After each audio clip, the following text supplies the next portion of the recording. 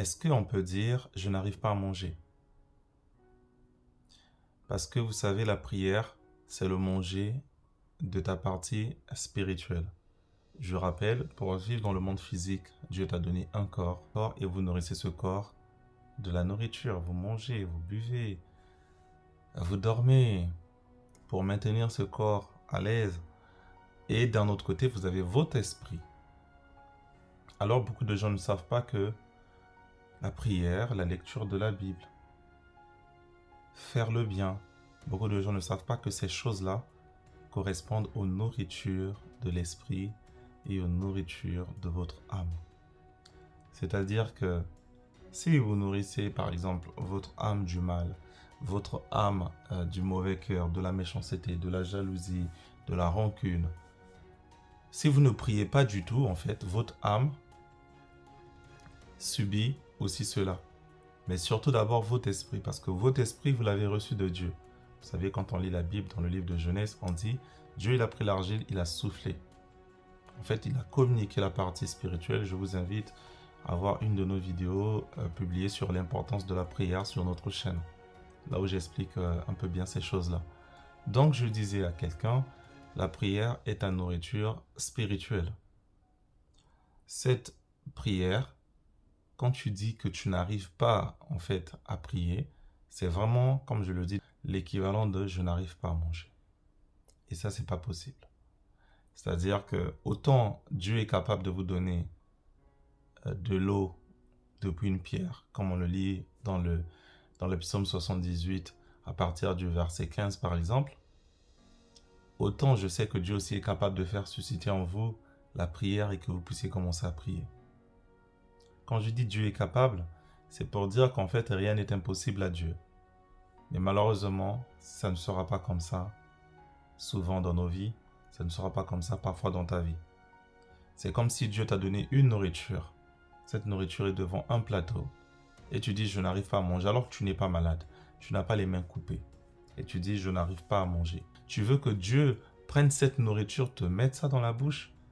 Est-ce que le problème se trouve au niveau de ne pas pouvoir prier, de ne pas arriver à prier, de ne pas être capable de prier, de ne pas vouloir prier? Est-ce que le problème se trouve à ce niveau-là? Ou bien le problème se trouve dans notre façon de concevoir la prière? C'est-à-dire qu'on n'a jamais compris que la prière était vitale pour notre esprit, pour notre âme. En ce moment-là, on ne peut pas dire qu'on n'arrive pas à prier. Pourquoi? Parce que la prière devrait être une nécessité. La prière devrait être notre régime alimentaire qu'on chérit. C'est-à-dire que dans la journée, on peut manger peut-être une fois. Dans la journée, vous pouvez jeûner. Et il faut beaucoup jeûner d'ailleurs. C'est bien de temps à autre de jeûner. Dans la journée, on peut beaucoup jeûner. Dans la semaine, on peut se priver dans une journée ou 2 journées de la nourriture. Mais la prière, on ne peut pas s'en en passer. On ne peut pas se priver de la prière. Pourquoi? Parce que en réalité, en l'homme, c'est l'esprit, la Bible nous apprend. Et la majorité des choses qui s'accomplissent dans notre vie de manière physique viennent d'abord du monde spirituel. Alors, si dans votre esprit, vous êtes malade, si votre esprit qui vient de Dieu ne joue plus son rôle, et surtout si d'autres mauvais esprits viennent se marier à votre esprit, si d'autres esprits démoniaques viennent prendre le contrôle de votre esprit, en ce moment-là, vous êtes perdu. C'est-à-dire votre âme va ressentir l'effet de cette pression et votre corps ne va que suivre les désirs de votre âme et de votre esprit. J'aimerais dire à quelqu'un une chose simple. Il y a plusieurs choses qui vont vous empêcher de prier jusqu'à ce que vous allez arriver à dire « je n'arrive plus à prier ». Il y a par exemple, dans le monde d'aujourd'hui, le téléphone. Les médias, je vais dire. La télé, le téléphone. Sur la question du téléphone, je vais donner un conseil à quelqu'un. Convertissez cela en temps positif. Je passe la majeure partie de mon temps à suivre les enseignements, à suivre des adorations parfois, quand je ne réfléchis pas, quand je ne travaille pas, quand je ne suis pas sur un projet. Ainsi, j'ai réussi à faire de mon téléphone un allié pour me rapprocher de Dieu. Canalisez vos usages de manière que ça vous rapproche de Dieu. Pourquoi je le dis? Parce que moi, il m'arrive en fait, en suivant une prédication d'un pasteur, en suivant un groupe de louanges, d'avoir des prières spontanées. Par exemple, l'adoration passée, et tout d'un coup, je commence à prier. Il m'arrive par exemple de suivre aussi parfois des messes, et pendant un moment de la messe, il y a une intention de prière qui est lancée, qui me touche. Autre que ça, vous avez par exemple la colère. Je vais mélanger la colère et l'amertume. Rancune. Plusieurs personnes oublient que dans l'état de colère, tu as du mal à prier en fait. C'est comme si tu voulais être chaud et en même temps froid. Parce que la colère représente un démon aussi. Si vous avez Dieu, il peut envoyer un ange. Dans sa colère, hein, Dieu dans sa colère, il peut envoyer un ange méchant, venir détruire et tout. Mais dans le monde de ténèbres se trouve aussi un démon qui est responsable de la colère. Donc pendant qu'il est avec vous, ce n'est pas le Saint-Esprit qui est avec vous. C'est à vous de chasser cet esprit-là. Et ça, par exemple, c'est un exemple clé qui va aider quelqu'un par rapport au sujet de délivrance. Quand je dis toujours à plusieurs personnes, la majorité des fois, notre délivrance ne passe pas par l'imposition des mains. C'est aussi une des vidéos qu'on vient de faire. Là, vous pouvez voir sur notre chaîne.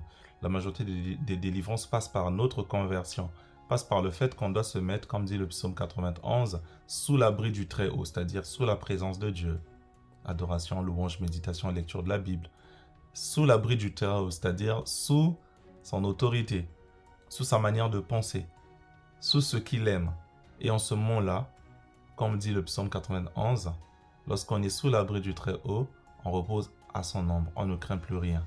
Donc c'est pour dire à quelqu'un une chose. Lorsque vous allez pouvoir atteindre ce niveau de constamment se mettre sous la présence de Dieu, vous allez voir que la prière va découler naturellement. En fait, c'est comme si vous étiez tout simplement dans le meilleur restaurant du monde et vous n'aviez pas faim.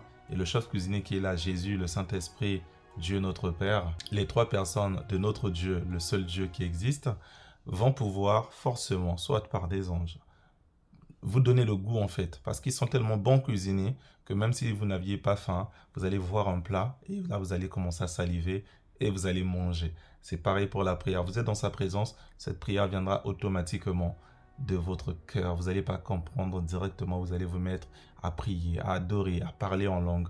Voilà.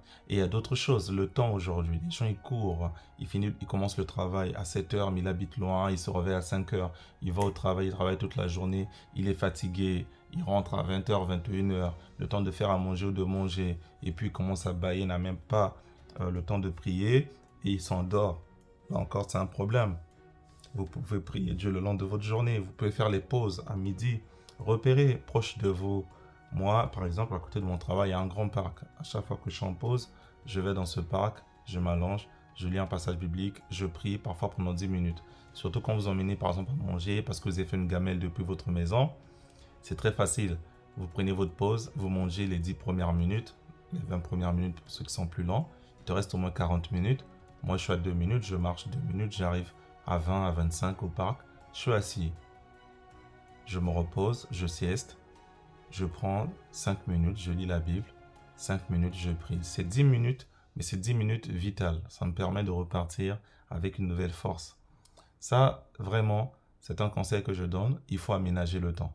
Il faut toujours mettre Dieu avant. Plusieurs fois, j'entends les gens dire « Je n'ai pas le temps de prier. Je n'ai pas le temps de prier. » Non, on ne peut pas dire qu'on n'a pas le temps de prier. Vous imaginez que sur 24 heures, dans une journée, vous avez 24 heures. Comment ne pas avoir le temps de prier en 24 heures dans la semaine? C'est-à-dire qu'on est incapable de donner la dîme. C'est comme si Dieu nous avait donné 1000 euros et on n'a même pas la possibilité de donner 10 euros à Dieu. C'est comme si Dieu nous avait donné 100 euros et on ne veut même pas donner un centime. On dit, on a trop à faire, on a trop de dépenses. Mais c'est lui la source de ta vie en fait. Comprends que si tu ne pries pas, c'est pas grave. Lui, quand je dis c'est pas grave, je dis par rapport à Dieu, il a juste pitié de nous. C'est-à-dire, on rate des choses. Parce que comme je le disais sur ma vidéo de l'importance de la prière, quand on est connecté à Dieu, Dieu nous fait gagner du temps. Partez sur cette vidéo sur l'importance de la prière sur notre chaîne YouTube. Quand on a soif de Dieu et qu'on prie beaucoup, Dieu nous fait gagner du temps. Il y a des choses de nous-mêmes. On pouvait faire 5 ans pour comprendre ça. Dans la prière, comme c'est une communication avec Dieu. Et Dieu, il est celui qui nous a créés. Il connaît notre mode opératoire, il nous donne la réponse. Parfois en un mois, on gagne 5 ans de notre vie en un mois. Parce qu'il te connaît, il sait très bien qu'est-ce que tu as envie, qu'est-ce que tu as besoin, qu'est-ce qui est bien pour toi, qu'est-ce qu'il doit te donner, qu'est-ce qu'il ne doit pas bien te donner, quel ami tu dois marcher avec lui, quel travail tu dois prendre, est-ce que tu restes toujours dans ton travail ou pas, est-ce que c'est lui le bon fiancé, est-ce que c'est lui l'âme de... Et tout ça, Dieu a les réponses. Et il peut dans la prière vous conduire à ça. Pas une prière aveuglée où on vient prier Comme beaucoup de gens ont ce défaut de ne toujours vouloir voir que ce qu'ils veulent voir, de ne pouvoir entendre que ce qu'ils veulent entendre. Non, une prière, l'on vient en toute humilité, entendre la volonté de Dieu. L'autre chose, le diable va nous donner la fatigue, la paresse. Et ça, c'est connu.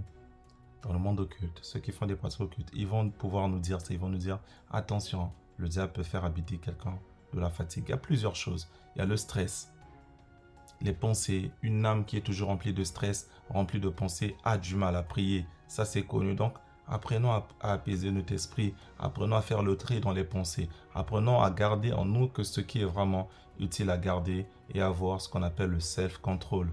Apprenons. Et ça s'apprend. La prière, c'est aussi quelque chose qui peut se passer dans le cœur. Et moi, il m'arrive de passer des heures de prière dans le silence. Et personne ne peut savoir que je prie, mais je suis en train de prier. Ça, c'est quelque chose qui est très fondamental et ça vous rend flexible. Ça vous permet de vous adapter, de prier n'importe où. Dans votre cœur, comme disait Jésus-Christ, rentre dans ta chambre et prie. Donc voilà, j'aimerais dire à quelqu'un de pouvoir expérimenter ces réalités, de pouvoir méditer sur ça et comprendre en fait que la prière, c'est quelque chose qui doit venir de nous-mêmes. Comprendre en fait que la prière, c'est quelque chose qui doit venir naturellement. Il faut faire le tri dans ce qui occupe notre esprit, notre âme. Il faut faire le tri dans les sentiments qui nous habitent, se former. Sur ça, il y a des formations qui existent, même sur Internet. Vous allez trouver des formations qui vont vous aider à gérer votre temps. Ça existe. Ne vous dites pas que parce que vous êtes chrétien, il faut sortir d'une certaine mentalité. Parce que vous êtes chrétien, tout doit venir de l'imposition des mains d'un prêtre ou d'un pasteur. Non.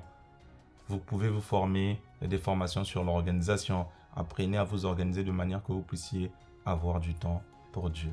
Que Dieu vous bénisse. Bien de choses à vous et j'espère que cette vidéo va vous aider, que vous allez comprendre que la prière est vitale.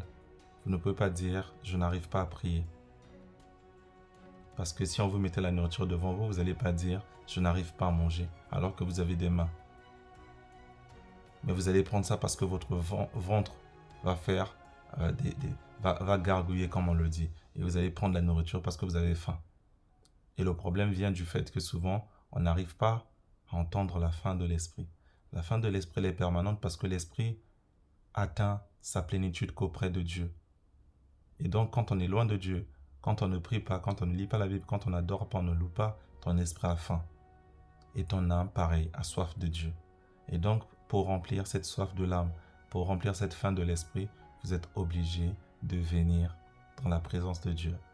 Changez dès maintenant. Si vous le faites déjà, tant mieux. Mais dès maintenant, essayez même de vous déconnecter de plusieurs chaînes qui vous donnent l'envie de ne pas prier. Changez vos distractions parce que devant le jugement de Dieu, on aura notre vie en témoin. Dieu dira, tu n'arrivais pas à prier. Tu n'avais pas le temps de prier, mais combien de temps tu suivais les séries, combien de temps tu suivais les films, combien de temps tu suivais les foot, combien de temps tu faisais ceci. Donc tu n'as pas 1 minute pour prier, mais tu as 90 minutes pour suivre un match. Tu n'as pas 1 minute pour prier, mais tu as 2h30 pour suivre un film. Voilà, on sera jugé parfois pour des choses simples comme ça. Voilà, croyons en Jésus-Christ, comprenons que notre esprit et notre âme ont besoin de la prière, doivent s'adresser au Seigneur Jésus-Christ, au Saint-Esprit, à Dieu notre Père. Comprenons que cela est vital pour nous et ne nous disons plus « je n'arrive pas à prier ». Non, il faut commencer à prier.